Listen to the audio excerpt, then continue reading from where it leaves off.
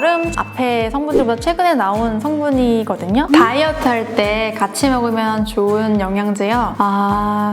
저라면은 한 3가지 정도를 꼭 복용을 할 것 같거든요. 다음으로 5번째 성분, 잔티젠. 이 잔티젠은 나름 앞에 성분들보다 최근에 나온 성분이거든요.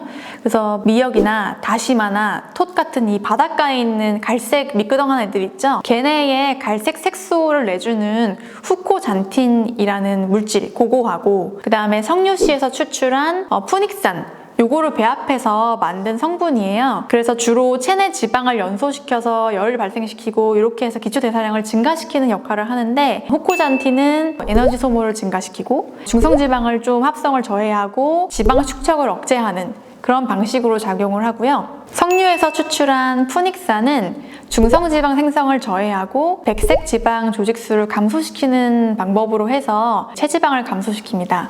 잔티젠 같은 경우는 석류씨 추출물이 들어가기 때문에 에스트로겐이 좀 포함되어 있을 수 있어서 갱년기와 폐경 후 증상이 좀 있거나 아니면 기초대사율이 낮아지기 쉬운 중년 여성에게 좀 더 잘 맞을 것 같고요. 아직 임상 연구는 충분하지 않아가지고 복용했을 때 유의한 이상 반응은 명확하게 알려진 게 없지만 에스트로겐 호르몬 민감자는 좀 주의하셔서 복용을 하시면 좋겠습니다. 그리고 석류 복용 후에 수술하시게 되면 출혈 위험이 조금 있을 수 있기 때문에 적어도 2주 전에는 복용을 중단하시면 좋겠고, 또 석류를 복용하면 혈압이 좀 낮아질 수가 있기 때문에 저혈압 환자분들도 주의하시면 좋겠습니다. 하루 복용량은 잔티젠으로서 600mg을 복용하시면 되겠고요.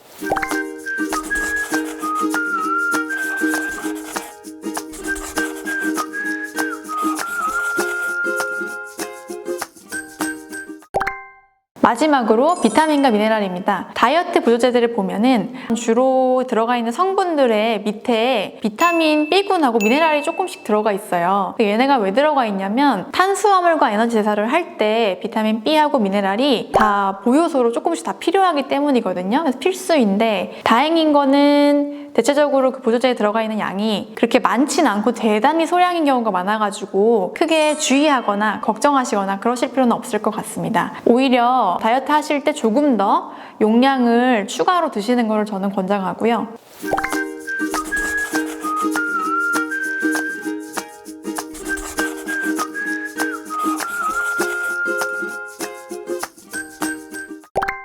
다이어트 할 때 같이 먹으면 좋은 영양제요.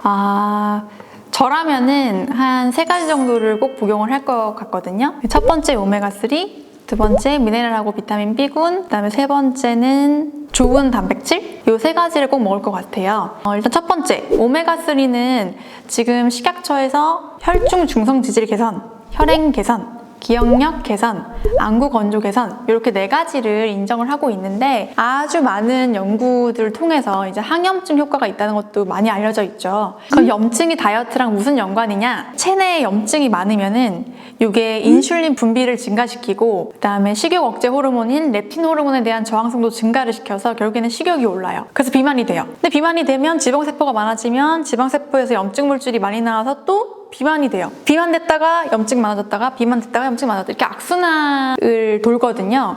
그래서 몸에 있는 염증을 잘 다스려주는 게 체중 감량에도 도움이 많이 됩니다. 또 오메가3를 먹으면 중성지방도 떨어지니까 그래서 꼭 복용하라고 권장드리고 싶고, 한 개만 고른다면.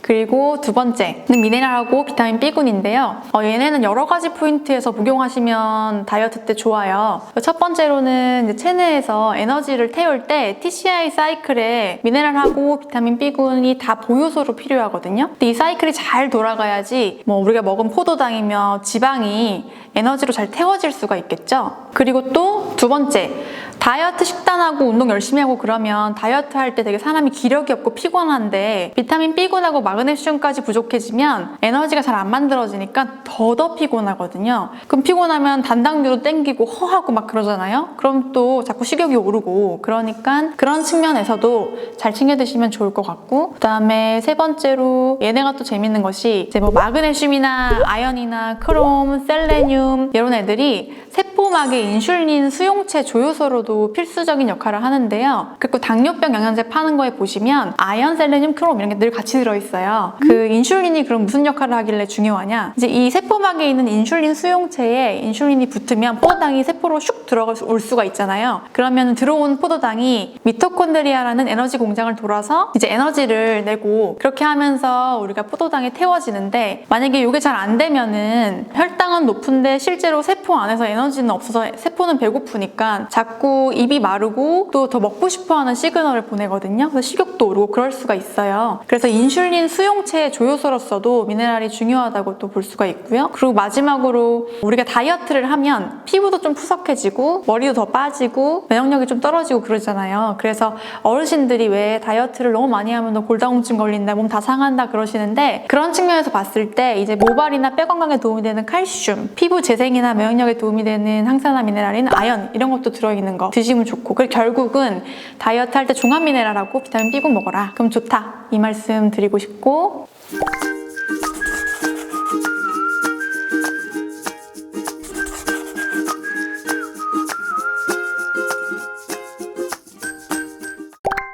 그다음에 마지막으로 세 번째는 다이어트 할 때 아미노산을 잘 챙겨 드셔야 되는데, 맥주 효모나 스피룰리나 이런 그 완전 식품에 가까운 단백질 이런 거나 아니면 뭐 콜라겐이나 이런 걸 좀 같이 드셔주시면 여러 가지로 좋겠죠? 그래서 이렇게 세 가지를 추천드립니다.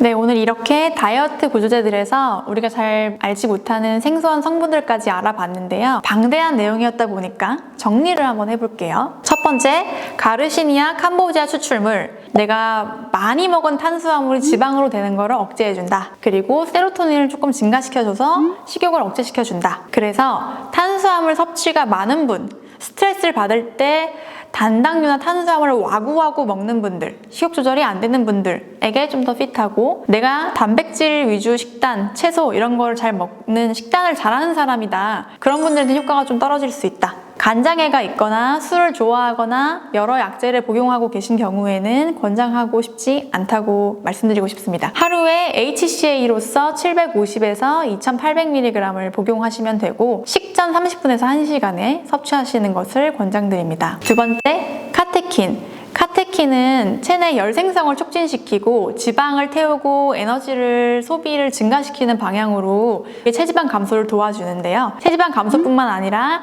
항산화 기능, 그 다음에 혈중, 초록 콜레스테롤과 LDL 감소 기능도 있으니까 이 세 가지를 모두 원하시는 분들이 복용하시면 좋겠고요. 다만 간장애가 있거나 술을 좋아하시거나 여러 가지 약제를 복용하시는 분들은 조심하시면 좋겠고, 카페인에 민감하신 분들, 불안장애나 불면증이 있거나 철결핍성 빈혈이거나 아니면은 농대장이나 골다공증, 과민성 대장증후군 이런 분들은 조심하시면 좋겠습니다. 그 카테킨은 하루에 300ml까지 복용을 하시면 되고, 식후 섭취를 권장드립니다. 세 번째, 콜레오스포스콜리. 콜레오스포스콜리는 몸의 지방 사용과 에너지 소비를 증가시키고 식욕을 억제하는 방법으로 다이어트에 도움을 주는데요. 내가 식단은 잘 하는데 식욕 조절이 잘 안 돼서 고기도 너무 많이 먹고 야채도 너무 많이 먹고 그런 조절이 안 되시는 분들이 특히 복용하시면 좋겠고요. 복용하실 때 출혈 경향성이 증가할 수 있기 때문에 항온고제를 복용하시거나 수술을 앞둔 분들은 좀 조심하셔야 되고, 또 혈압이 좀 떨어질 수 있기 때문에 저혈압이나 혈압 강화제를 복용하시는 분들도 조심하시면 좋겠습니다. 네 번째,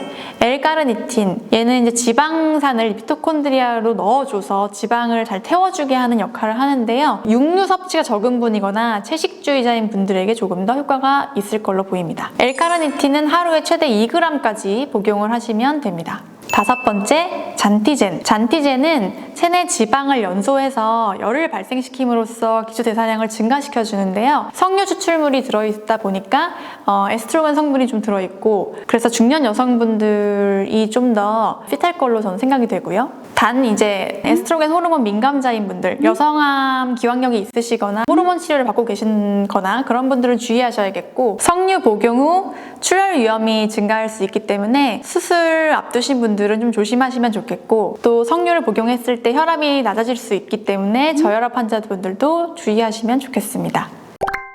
이렇게 오늘 다이어트 보조제에 들어있는 성분들을 살펴봤는데요. 사실 비만과 허리둘레의 증가는 심미적인 것뿐만 아니라 대사장애를 동반하기 때문에 폐혈성 심질환이나 뇌졸중이나 당뇨병, 고혈압, 이상지질혈증, 여러 가지 암 이런 것들이 중요한 위험 인자예요. 그래서 여러 의료 지침들에서도 비만, 허리둘레를 이제 교정하도록 권고를 하고 있죠. 그래서 이렇게 먹거리가 넘쳐나는 이 시대에 적절한 체지방, 적절한 허리둘레 관리는 현대인들한테 참 큰 숙제인데요. 비만이라는 게 식습관, 생활습관, 연령, 유전적인 대사 능력, 장내 환경 이런 여러 가지 것들이 복합적으로 관여하는 경우가 많아서 어떤 한 가지 원인만으로 설명하기도 어렵고 어떤 약이나 보조제에만 의존해갖고 살을 빼기도 어려운 게 사실이에요. 그래서 자기 자신의 몸과 잘 대화를 나눠보면서 몸에 무리가 되지 않는 선에서 비만 요인들을 교정함으로써 근본적인 해결을 도모하시는 것을 권장드리고요. 여기에 조금 더 적극적으로 뭔가 해보고 싶다 하시는 분들은 오늘 영상을 참고 삼아서 자기한테 잘 맞는 보조제를 선택해서 사용하시면 좀 더 효과적으로 다이어트가 되시지 않을까 하는 생각을 갖고 있습니다. 오늘 이야기 여기까지 하고 마치겠습니다. 감사합니다.